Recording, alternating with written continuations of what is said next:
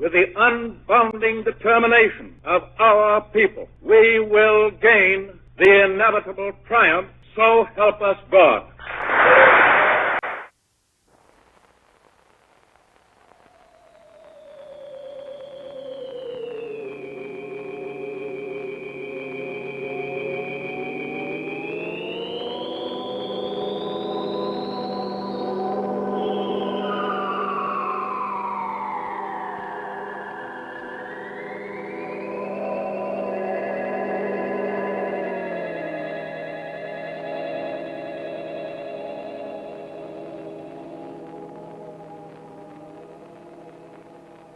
I'm Dr. Walt Miner.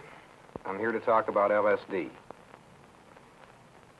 The reason I'm talking about LSD is that I'm trying to counteract a lot of the popular publicity that you're reading about this material.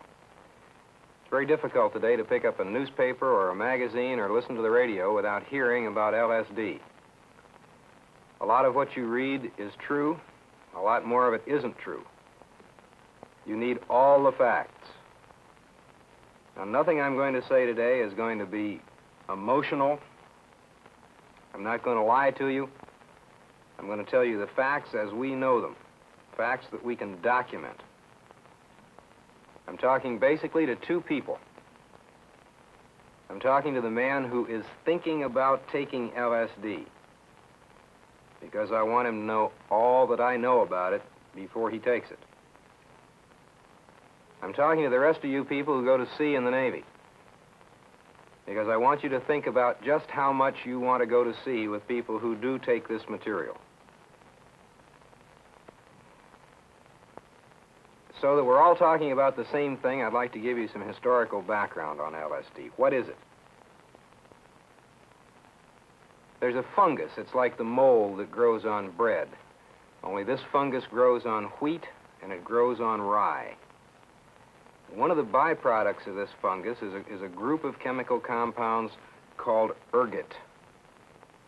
And ergot is made up of several different chemical constituents, and all of these constituents have a powerful effect on the body. And these effects vary all over the map, from everything from causing an abortion to curing a migraine headache. Now, anytime you have a naturally occurring compound that has powerful physiologic effects, people in the drug industry, drug researchers, will be looking at these molecules. They'll be trying to modify them, to change them, to see if they can change the effects that are produced, to make them safer. They look for a lot of things. In 1938, in Switzerland, two chemists, one by the name of Hoffman, one by the name of Stahl, took an ergot derivative and made some modifications on the molecule. They didn't do very much with it in 1938. In 1943, Dr. Hoffman pulled this compound back out of the drawer and began to work on it, began to characterize it, resynthesized it. Now, this was on a Friday afternoon that he was working in the laboratory making this compound. Late in the afternoon, he began to feel extremely uncomfortable, very anxious, very nervous. He began to hallucinate. It was necessary for him to go home. He'd never done this before, and it frightened him. Over the weekend, he began to think, what possibly could have tripped him out? What could have done this to him? And he decided it could conceivably have been the material that he was making. And this didn't make a great deal of sense, because chemists are a lot like doctors. Neither one of us spend much time putting our fingers in our mouths because of the places our hands have been. So he knew he hadn't ingested or taken into his body any great quantity of this stuff. But perhaps it was the compound. So he calculated what would be a small dose of any of the normal ergot compounds. And then he divided that dose by 10 and decided that on Monday he would take this dose by mouth of this new compound and see what happened. So Monday, he went into the laboratory and took 250 micrograms of the compound that he had made. The compound that he had made was the first lysergic acid diethylamide, LSD. 250 micrograms is a microscopic dose of any ergot compound we know of, but it turns out to be a huge dose of LSD. That Monday, Hoffman took the first intentional LSD trip. It terrified him. He was essentially psychotic for a period of 24 hours. From 1943 until the late 1950s, this material stayed essentially in the laboratory. We had time to begin to characterize the material, to begin to look for uses for it. It was a powerful drug. People wanted to know what they could do with it. In this length of time, we found out many things about the drug. Everything that we found out about LSD is almost unique to anything that we know in medicine. First and foremost, and perhaps the most unique thing about LSD, is the effective dose of the material. The dose of LSD is 0.5 to 1 micrograms per kilogram of body weight. A microgram is an unreasonable number to visualize. It's just too small to make sense to anyone. I've tried a couple of ways to make a microgram make sense. One way is here. I have a piece of wax paper. On that piece of wax paper, I've made a mark with a pen. It's wax paper so the ink doesn't absorb. And I show you a penny beside this mark so that you can see the size. The ink in that mark weighs some micrograms.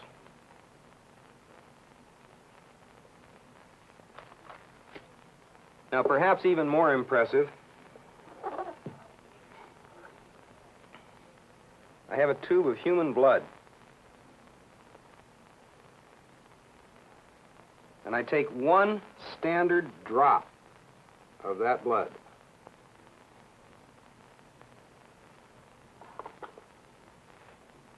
One drop of human blood. That drop of blood contains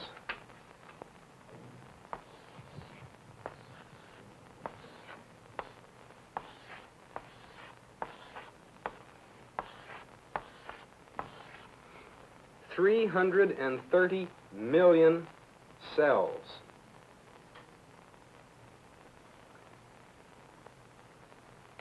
The weight of LSD necessary to produce the effect is the same as the weight of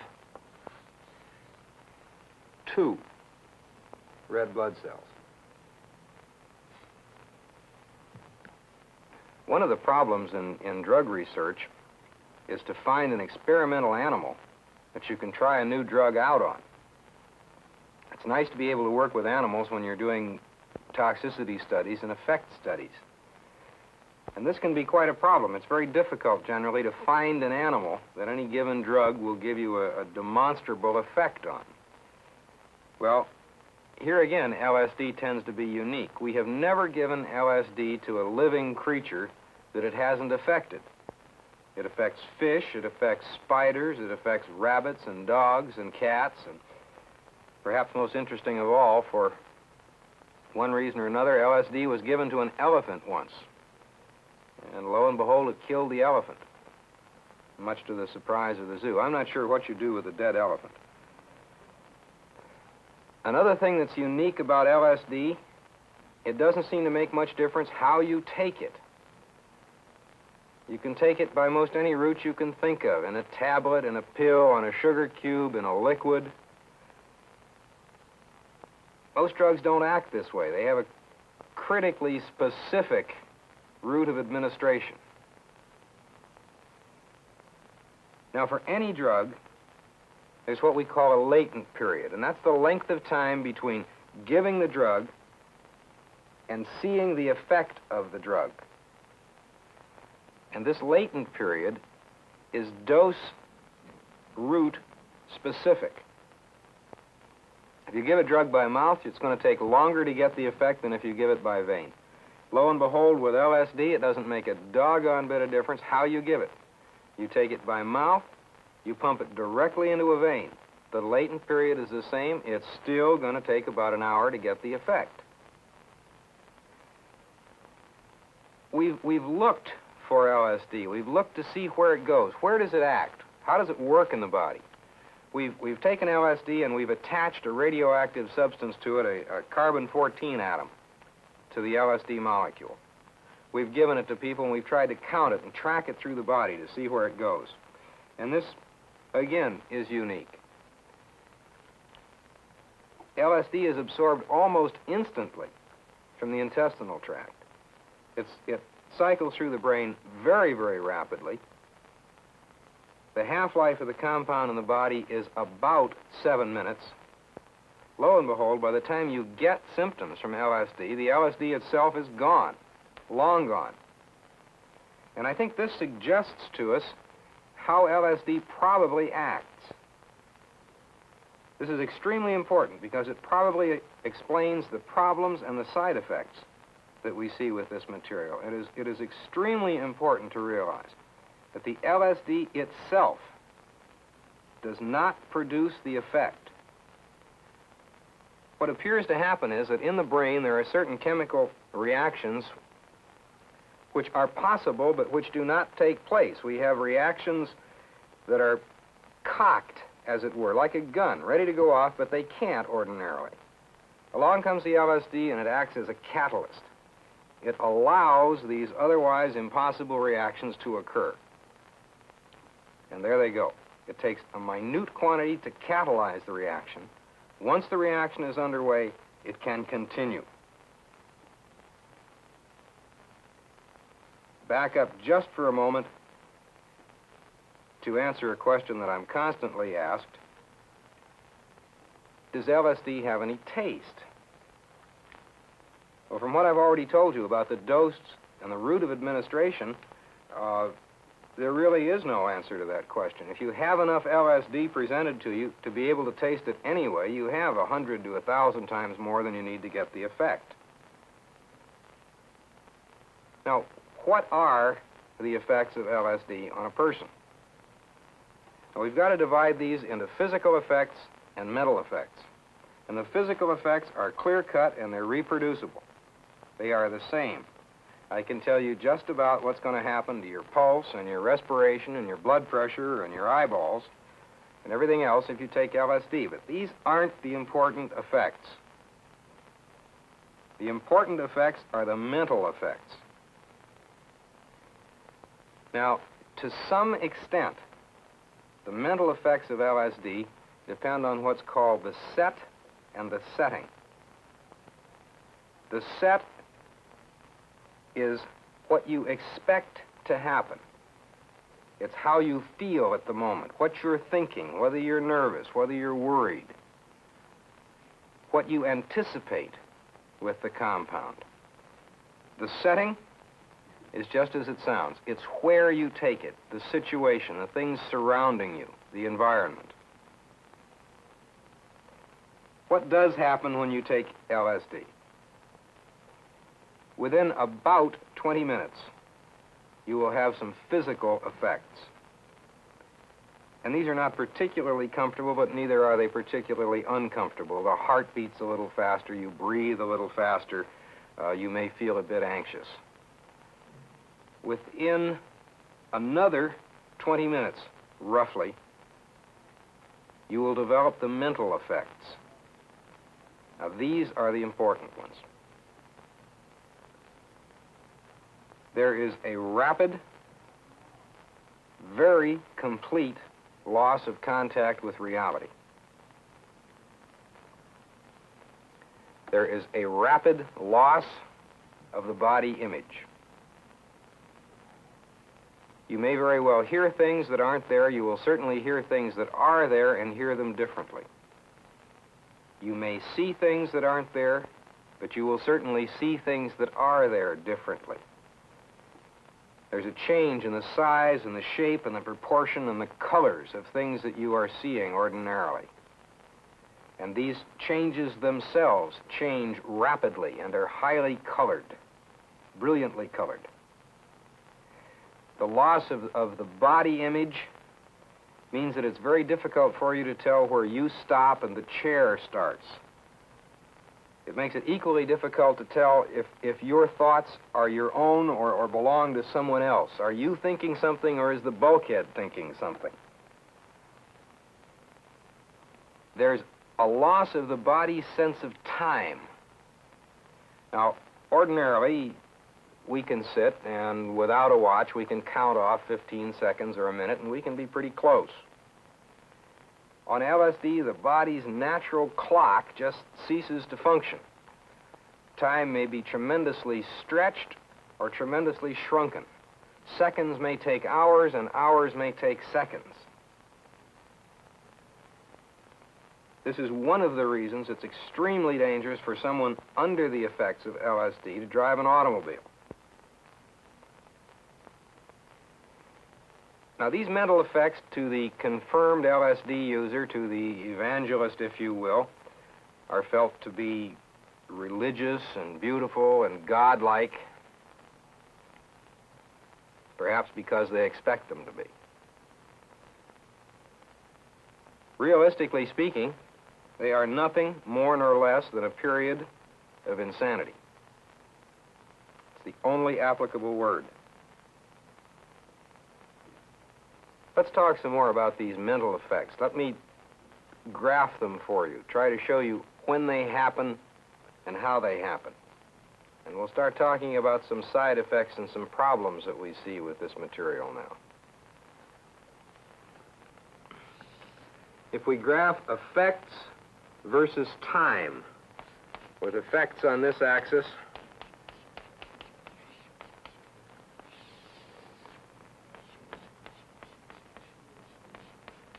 and time down here, we take the drug at time 0.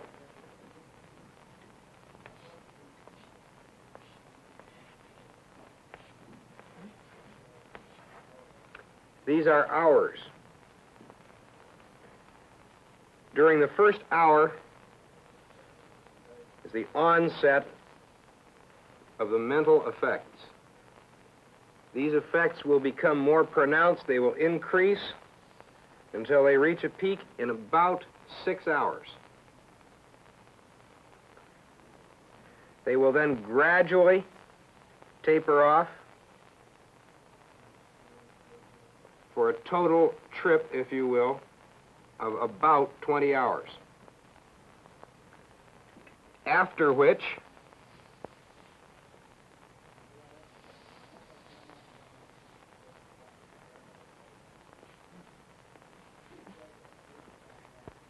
we have another 48-hour period that corresponds very much to a hangover. Now, this is not a hangover of the kind with which you perhaps have had some experience. This is a mental rather than a physical hangover. This is a feeling, a period, a time of depression, feeling very, very badly, very low, very depressed, very bad with the world. So we're talking about a total trip here of about 72 hours.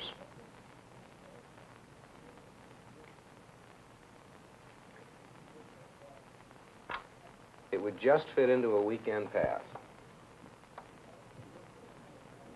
Now, is this 72-hour trip any worse than a good, solid binge? And the answer is yes, it's a whole heck of a lot worse. One of the reasons is that alcohol is self-limiting. If you'll be honest with yourselves. If you start drinking, and if you continue to drink steadily, you will, within a period of time, cease to function. If you continue to drink long enough, you will become horizontal, and you will stop. With LSD, this doesn't happen. Unfortunately, the man who is psychotic on LSD can continue to function. He continues to do things. Worst of all, perhaps, he continues to do things and feel that he is doing them extremely well. Now, this is dangerous. What are some more of the dangerous effects of this material? What do you have to know if you're thinking about taking it? First and foremost, perhaps, and maybe the one that you've read the most about,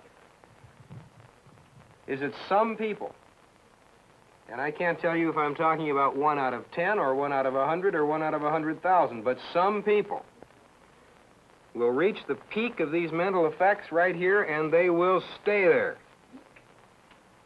From here on out, these people are insane. They are psychotic.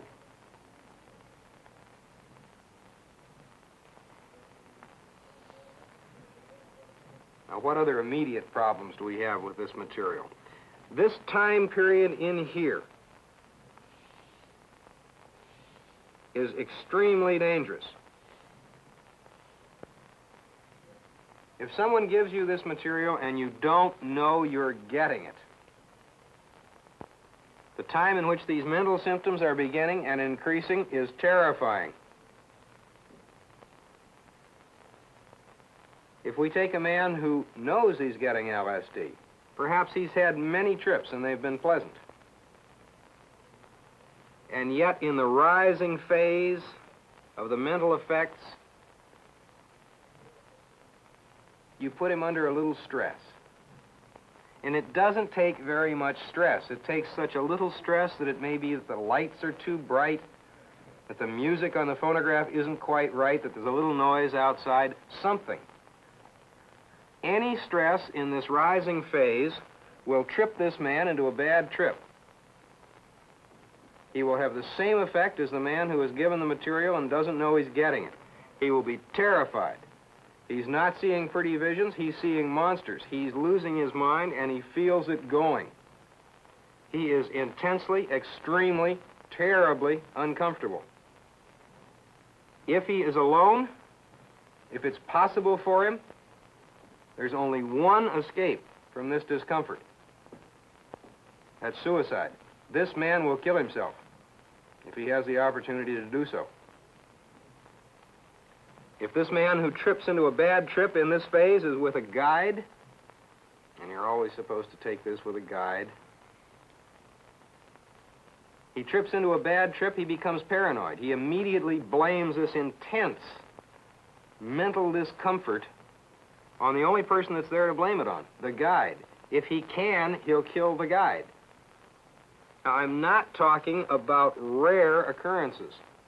I personally know of 2 attempted and 1 successful murders that have occurred right in here for that reason.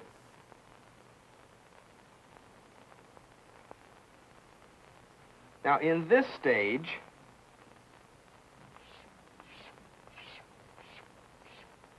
during the peak of the mental effects, we again get deaths.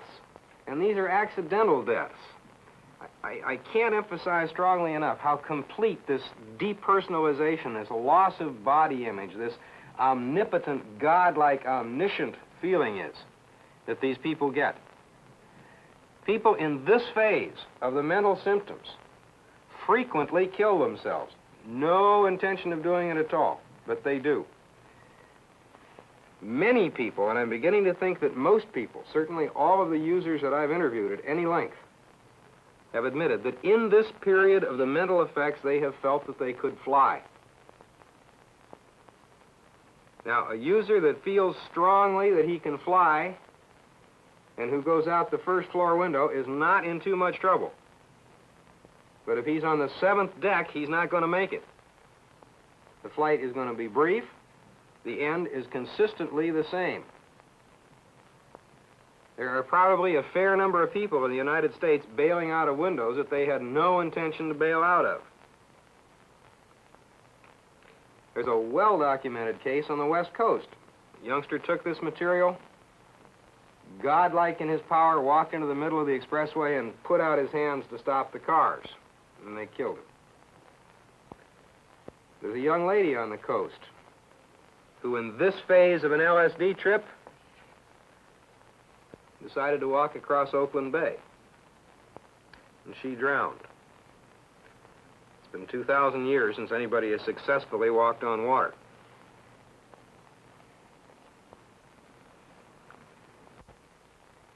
A certain number of people in this phase are going to have a convulsion, like an epileptic convulsion.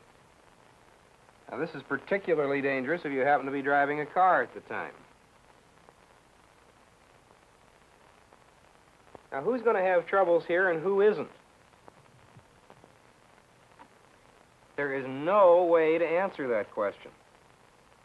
The mental effects of this material are tremendously variable. They are completely unpredictable. You cannot tell what individual is going to have problems. You cannot tell for any given individual if he's going to have a good trip or a bad trip. Now, the popular magazines would like us to believe that the people who become psychotic, who become insane when they take this material, are people who are going to become insane anyway. Now, I'm not going to debate that point. The figures are pretty clear-cut on this subject. In the United States right now, in the population between the ages of 20 and 50, 1 person in 10 is going to become mentally ill. So maybe these people that trip out permanently on LSD are those 1 in 10. Okay. I can give you much, much, much better figures than that. In that same population between the age of 20 and 50, 100% of those people are going to die. Every single one of them. But why do it tomorrow? Now, maybe I'm one of these people who, in fact, is going to become insane somewhere between the age of 20 and 50. But maybe I was going to wait until I was 49 to do it. Now, I'd prefer to wait. I see no reason to rush it. I see no reason to take my LSD today and become insane today. I like it around here.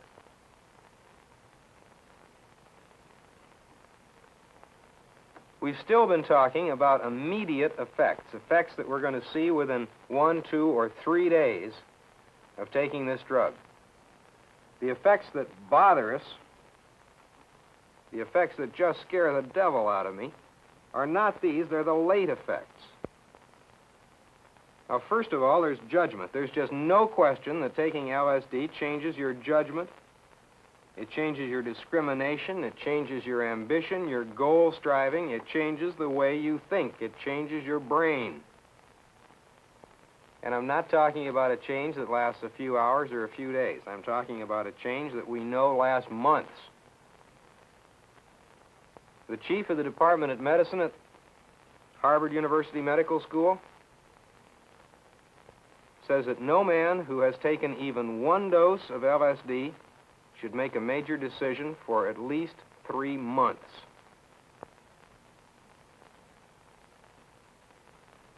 The only disagreement I have with that statement is that I think we should double that time. I think 6 months, maybe.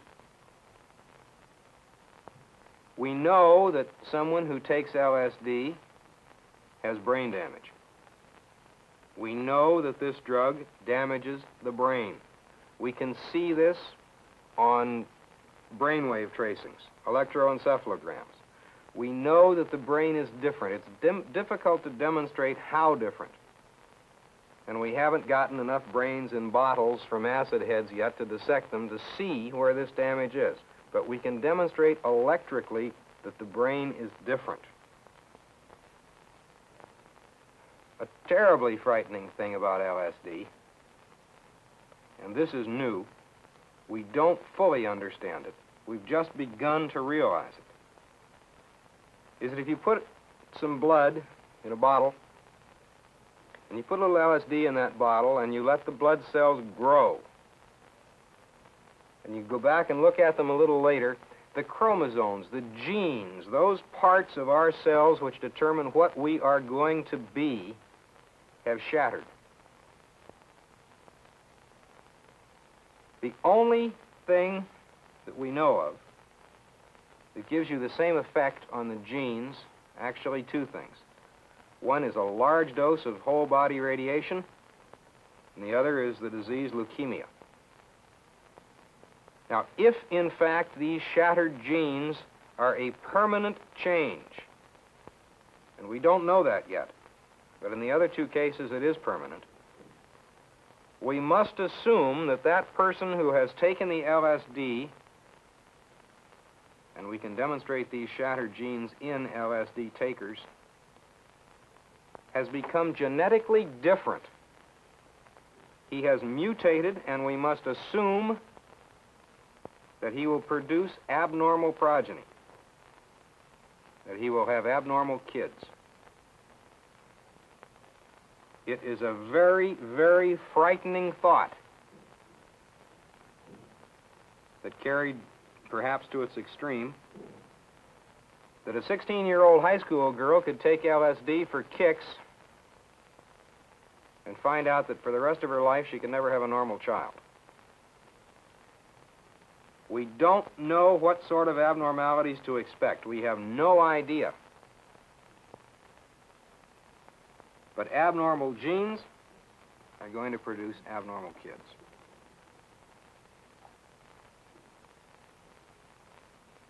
Now, from the Navy's point of view, there is one unique thing about LSD that is perhaps most important to us from the standpoint of operations and survival. With LSD, it's possible, after even one dose, that at any time, with no warning, no way to predict when it's going to happen, you can have a full, complete, full-intensity recurrence of all the LSD symptoms without taking any more LSD. We know nothing else that acts in any way, shape, or form like this. There may be somebody in the Navy who once upon a time, perhaps, drank a little bit more than he should have one time. But I can guarantee to you that if you take that man to sea with you, once he's sober, that after he's been at sea for 5 or 6 weeks and has had no more alcohol, he is not suddenly going to come down drunk. Any man who has ever taken LSD can at any time suddenly develop a recurrence.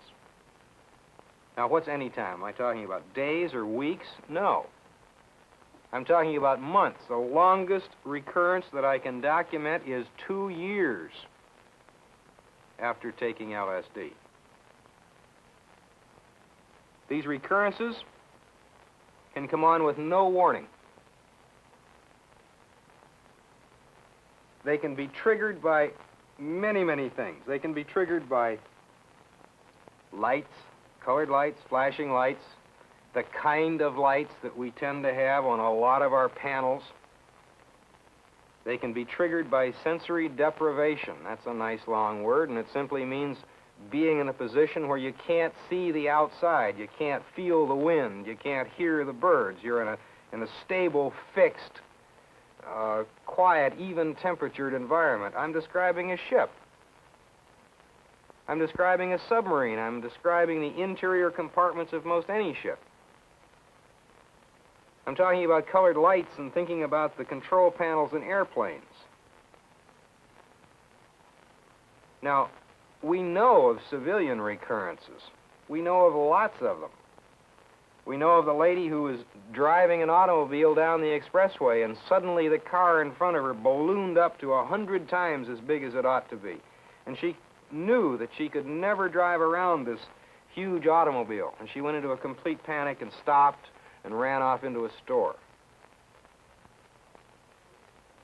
We know of another lady who was driving on the Los Angeles freeway 6 months after having taken LSD and suddenly depersonalized, suddenly lost her body image, suddenly split into two people and had no idea which of the two people was driving. And she almost ran off a bridge, and that lady's still insane and she's still in a hospital. This is the dangerous part from our point of view. Ever since the Navy began, ever since we had our first ship, the whole basis of the Navy has been that the men were reliable. We got a lot of people in the Navy. We're all different kinds and all different shapes and all different sizes. But the one thing we've got to be is reliable. You've got to be able to depend on your men. Basically, we're interested in keeping the ocean out of the inside of our ships. We're interested in keeping our airplanes up in the air. A man who takes LSD, a man who has taken LSD, cannot be considered reliable. In any situation, at any time, unexpectedly, he can become insane on you. This is not the kind of man that we want to go to sea with us.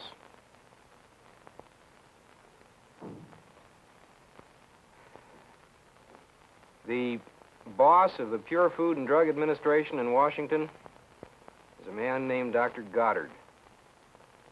And he describes LSD about as well as I've heard it described. He calls it Russian roulette with a sugar cube. It's a good description. Now, this stuff scares me to death. I have no intention whatsoever of risking my career, my judgment, my ambition, my kids, and my sanity so that I can sit for 12 or 15 hours and watch pretty colored lights behind my eyeballs. I would like you to think about what I've said, decide if the risk is worth it.